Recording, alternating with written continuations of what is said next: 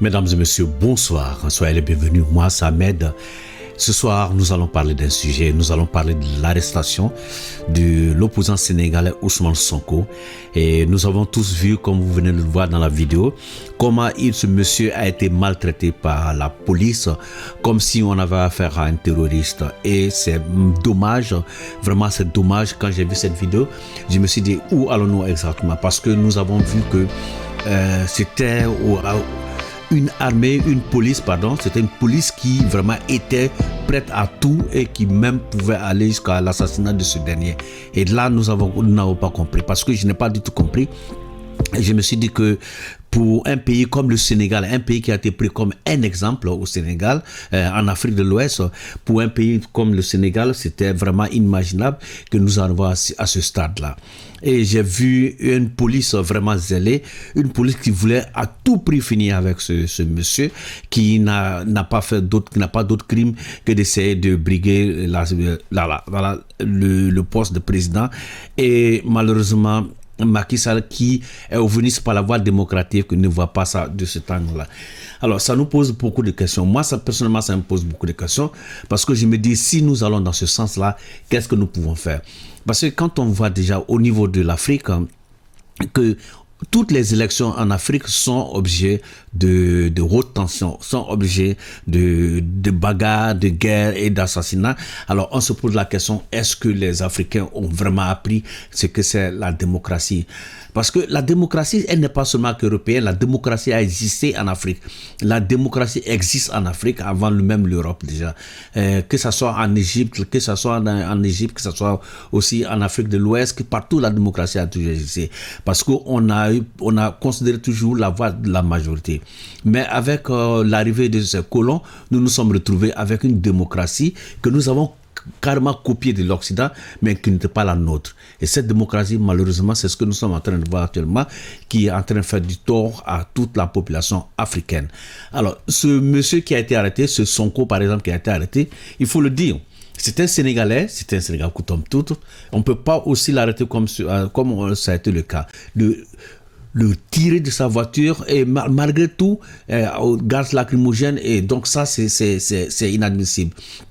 Et déjà, moi, je pense que cette histoire s'est passée il y a quelques jours, mais moi, j'attends toujours la réaction de la CEDEAO et la réaction aussi de l'Union africaine. Parce que Macky Sall est l'un des présidents africains qui prennent des décisions contre les autres. Alors, donc, cette fois-ci, il faudrait que la CEDEAO donne un exemple sûr, un exemple pour dire que nous sommes là, nous sommes contre ce qui s'est passé et nous allons condamner. Parce que tout ici tout dépend de la crédibilité des choses, de la CEDEAO par exemple. Si rien n'est fait dans ce cas-là, donc la CEDEAO va perdre encore une fois de plus son autorité. Parce que c'est ça. On a vu beaucoup de pays qui ont été condamnés. La Côte d'Ivoire a été condamnée à l'époque en 2011. On a vu aussi, par exemple, le Burkina qui a une condamnation. On a vu aussi le Mali et la Guinée actuellement. Ce sont des cas qui se passent encore.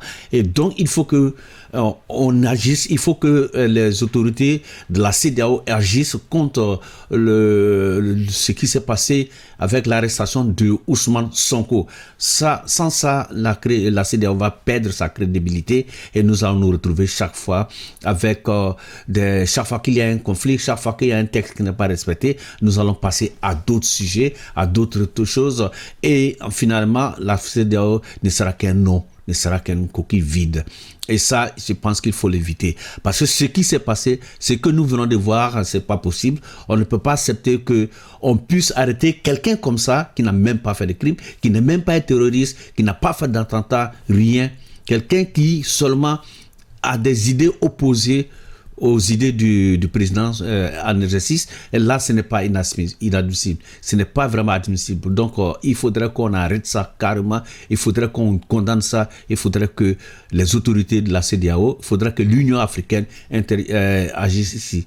Parce que si elle n'agit pas, elle perd toute sa crédibilité et la jeunesse la jeunesse ne va plus accepter ça parce que cette jeunesse africaine qui a tant accepté, qui a toujours suivi, qui est toujours accrochée à la jupe des parents, entre guillemets, les politiciens qui sont là depuis des dizaines d'années, et voilà, des décennies, et voilà, cette jeunesse ne veut plus de ça.